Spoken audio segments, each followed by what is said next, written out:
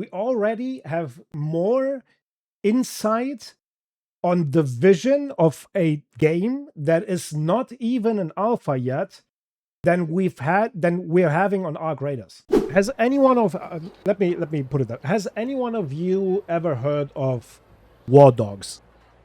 Because the devs of Wardogs are a prime example of the opposite of Embark and how to do it properly. That's why I'm asking. So I'm a shooter guy, okay? The first time I've streamed, no, that's not true. The first thing I've streamed was StarCraft 2 back then in 2000 and I don't know, 10 or something. But the first thing that I've streamed with Blaze to more than one viewer was Arma 3 Breaking Point. Let me show you. This is the trailer of Wardogs, okay? I'm gonna hold on.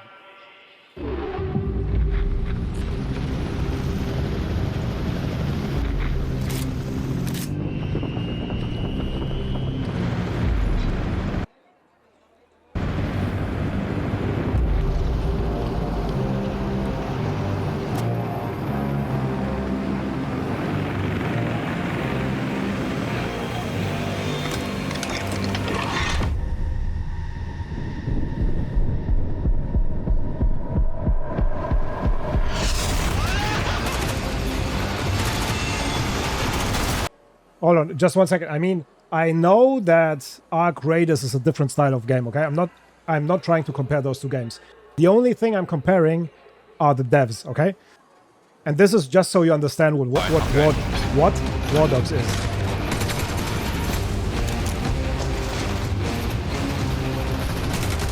Straight ahead of me, straight ahead of me. Got one.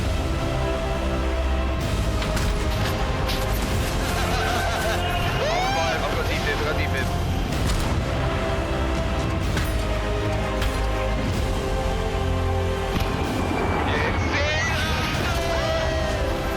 Blow it.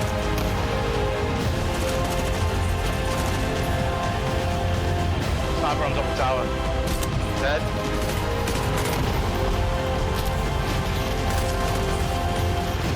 Oh shit! Oh my god! Dude, I got goosebumps. I got goosebumps. Okay, so that was just a trailer for you guys to understand what it is, okay? It is 100 players, all-out warfare, basically kind of battle royale, but not really.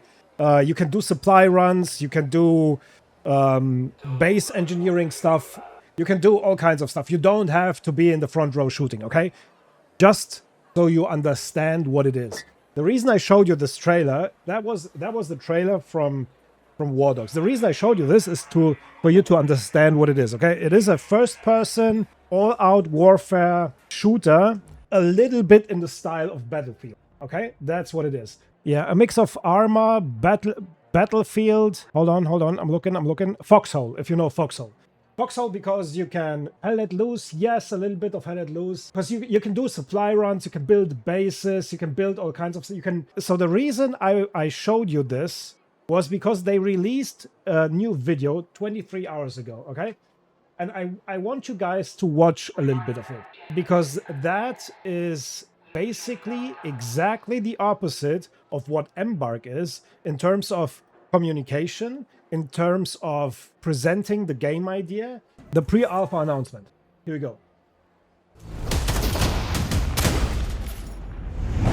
Wardogs is a tactical, all-out warfare FPS where 100 players split across 3 teams fight over one control zone to earn themselves cash. What makes Wardogs unique is its underlying persistent economy. Every life you spend in-game cash, building your own custom loadout, purchasing whatever equipment you want to suit your playstyle. You then earn cash. So hold on. This game is not even an alpha, all right? This game is not even an alpha, and they are already presenting you the idea that they have and the vision that they have and what they want to do with the game, okay? That is 500% more comms than we had from Embark ever. Anyways, let's keep watching. cash by performing any team play action in the zone, such as spotting and killing enemies, reviving and healing teammates, driving or piloting friends to the control zone, or building bases and even resupplying and selling items to other players. Anything that helps your team win earns you cash, with profits from every game banked into your account to spend in your next match or next time you play. Investing in better equipment is risky, but the right choice at the right time can yield massive returns. With this unique cash system, 100 players fighting across 3 teams, destruction, base building, playstyle freedom, with unlimited squad sizes and proximity chat. 46 northeast. Wardogs is a new twist on the FPS genre made for people like us who are tired of seeing AAA Battle Royale and extraction shooter clones. Straight up, Wardogs isn't a game made for everyone. Instead, it's a grounded... Listen to what he's saying, okay? Listen to what he's saying. Straight up, Wardogs isn't a game made for everyone. Instead, it's a grounded hardcore shooter that doesn't forget it's a game. We're making what we want to make and play with FPS players that get what we're trying to do. Wardogs is coming to early access later this year, and we're opening our closed pre-alpha testing to new players this month, which you can sign up for right now. This is the new face of tactical all-out warfare. This is Wardogs.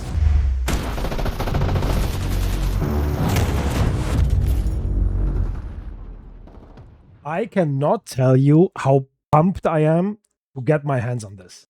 Just because having a developer with a vision and a clear state of mind on what they want to do and how they are going to do it, okay? This is so good. I don't need to see more footage. Hearing the devs talk and say what they say makes me want to play that game. And then I'll give you another one. And after that, we might go back. We'll see. No, we thought we'd change up the pace. But this is like, I can't, like, having them saying that, you know, we want to do what we want to do. If you're here for it, cool. If not, then this game is not for you. Okay? And then this dropped now 23 hours ago.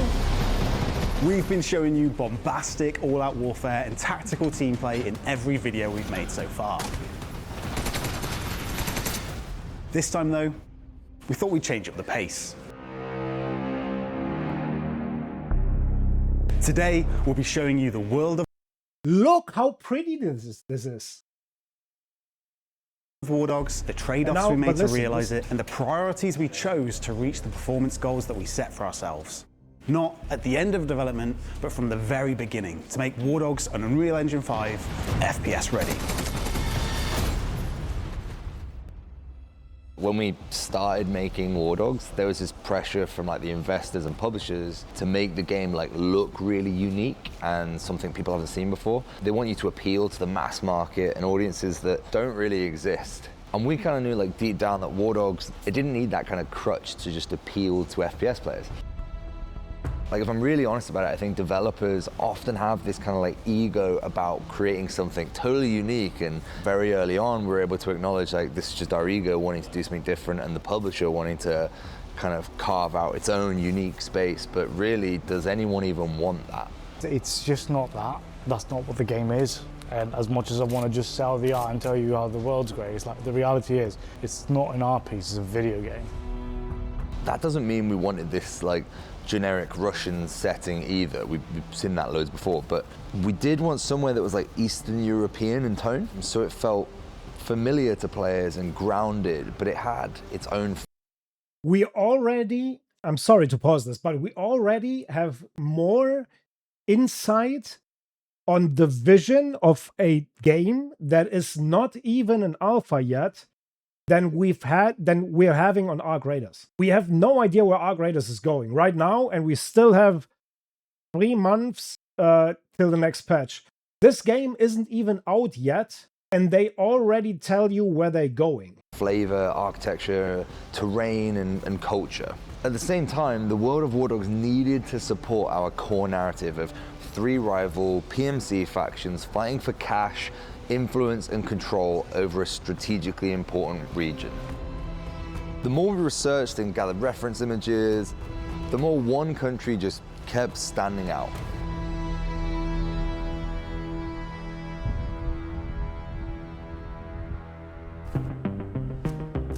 And it's kind of cool that they took a real country. Outriders did the same, basically, right? Like, Outriders is based in Italy. The guys went to Georgia, which is kind of cool. The geography, the location, how it was tied into the story and everything else. I think we decided Georgia was a perfect fit for the game. You can try and get a feel for a place through satellite imagery, through Google Maps, but what we found, especially in Georgia, outside of these main cities, is that there's almost nothing.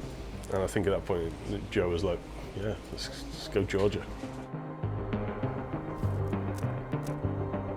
We really wanted to make like this serious video about all this incredible research and all this reference material we went and gathered, and that really did happen. But if I'm honest, the amount of shit that went wrong on this trip was just ridiculous. It's like a pack of wild dogs. Very angry. It's called Wardogs, all right? It's like, no focus. Who said no photos? The guy in the massive truck. It was the guy in the massive truck said no photos. really weird trip. It was the guy in the massive truck. It was the really weird trip. Real bears, by the way. That's so pog. And wolves. I've seen a bear in, like, you learn what respect is. It was definitely one to remember. I'm not driving and I'm fucking stressed. But I did get food poisoning and I fucking hated it. Joe had a bad time in Georgia. Yeah, I thought Georgia was colder.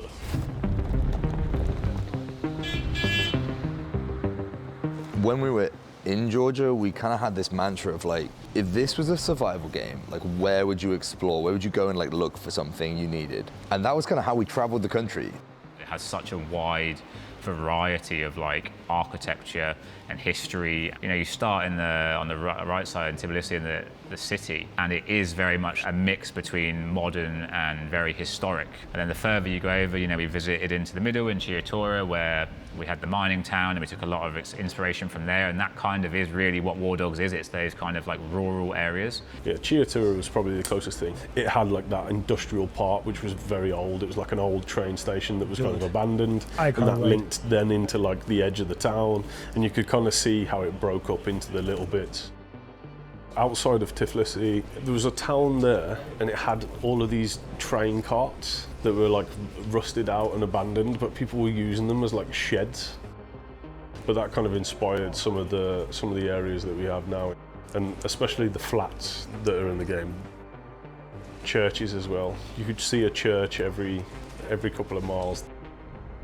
All these places we visited that you can see in the game, like the swimming pool and the factories and the houses, that's what really makes our fictional region of culture so grounded and believable.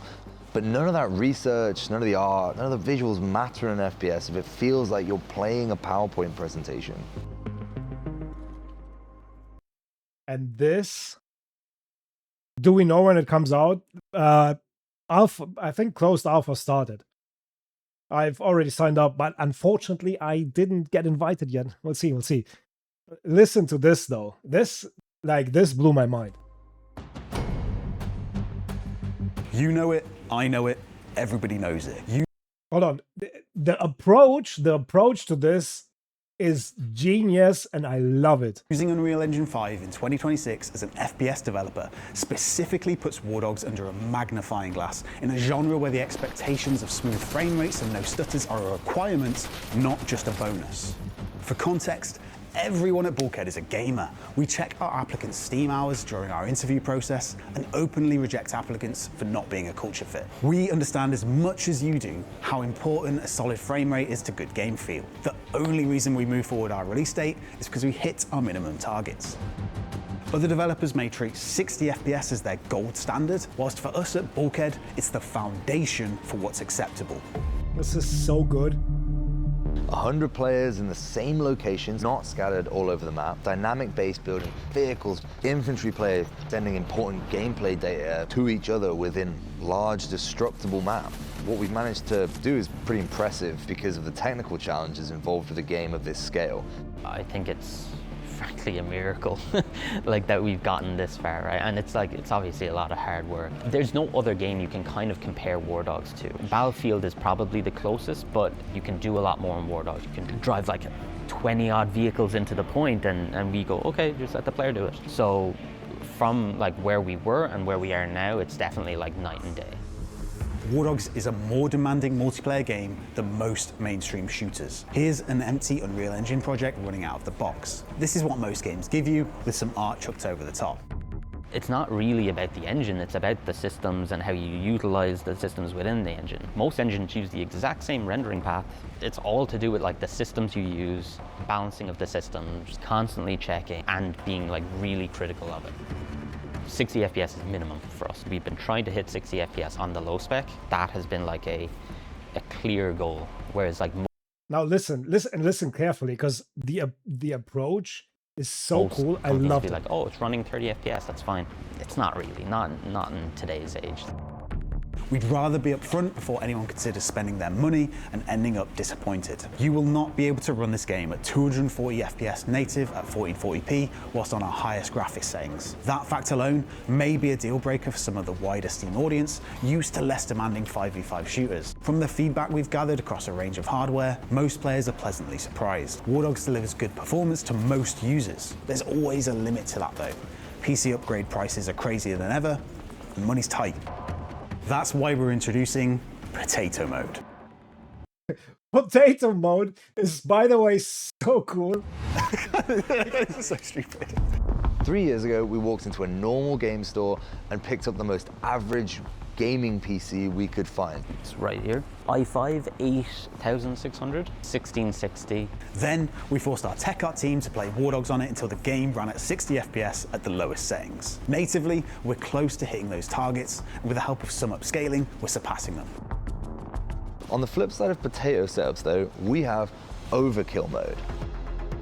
Overkill Mode is Wardogs' push to its visual limits, and we'll be reserving this graphics preset only to high-end PCs on launch, meaning if you don't have a capable PC, we will not even show you this setting. The reason is purely to protect players who haven't watched our vlogs or stumble across Wardogs on launch and wonder why they aren't getting the performance they expected whilst using the highest graphics settings available.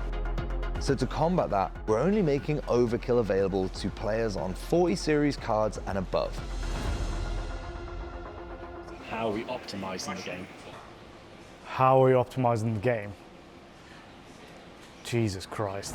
We are making a 100-player game that goes against the current grain of battle royales, which as the server progresses or as the game progresses, players drop off, which means that performance naturally increases. We're introducing a mechanic that is constantly trying to drive people together for a full server duration. There's never any rest. Optimization is not something you can just do at the end of development. It needs to be a fundamental part of your ethos as a studio from day one. We basically started from the very beginning. My first thing I mean, I'm gonna play in Potato Mode, that's probably sure. was server performance. That's going to be our key bottleneck. We need to nail that 100-player game, have to get it nailed. We worked on that first, extensively. The key thing is that people don't do, and it's really simple, it's just measure your game, get the metrics, see where it's slow, look for those bottlenecks, and then just focus on them. We have 3 pillars to our optimization, and they are client performance, visuals, and networking. We realized playtesters cared more about consistent smooth frame rate over blisteringly high FPS with stutters. So consistency is what we prioritize. But client performance isn't one single clever trick, it's a stack of decisions made over years about what matters to players on screen and optimizing around that. Optimization is a lot of the time a huge smoke and mirrors game. Basically, you as a player have got this letterbox into the world. Whatever we can do to make that letterbox the best visuals, the most performant, that's what we're trying to do, and that's what optimization in a nutshell comes down to. Lowering movement update rates. I gotta say though, this tower kind of reminds me of old school Arma 2. I got Arma 2 vibes. Arma 3 vibes, sorry. Reducing fidelity of visuals. They're all the tricks that we're doing. They're all ones that you don't just get out the box with Unreal Engine, and you can't just tick a box and be like, hey, give me 60 FPS. Performance is a death by 1,000 cuts. If you cut corners on every system you develop, by the time you reach release, those 1,000 cuts literally do kill you. Too often developers look for big things they can fix and optimize that save the day, but that's just not how performance works. That amateur approach has continuously disappointed gamers. So by focusing on performance from day one and being incredibly strict and bullish on our team about performance, we've been able to deliver only what we would consider good enough. We kind of always put performance first, and then we try to get as much like visual fidelity out of it as we can. It's not sexy to have performance as an art pillar, but it's true. Accessibility is key with these kinds of games. It is kind of sexy though. I'm not gonna lie, it is kind of sexy because a smooth running game is sexy in itself. That's my two thoughts. Have like this huge map, you fly through it, you're loading stuff in, players are dropping stuff, players are driving vehicles. All of that behavior has a cost. We mix new and old rendering techniques on purpose. For example, we use trim sheets a lot, but then we also use Nanite, which is like a brand new virtualized geometry, high-end behavior. We kind of have to balance that, right? You can't just go, okay, all Nanite have like super dense geometry. We have to compromise on fidelity sometimes. We can make it look really good. You can turn on all the bells and whistles, and then everyone's got. Hold on. Sorry, I'm sorry. Really. 1440p, like on a 3070, potato mode, 133 FPS.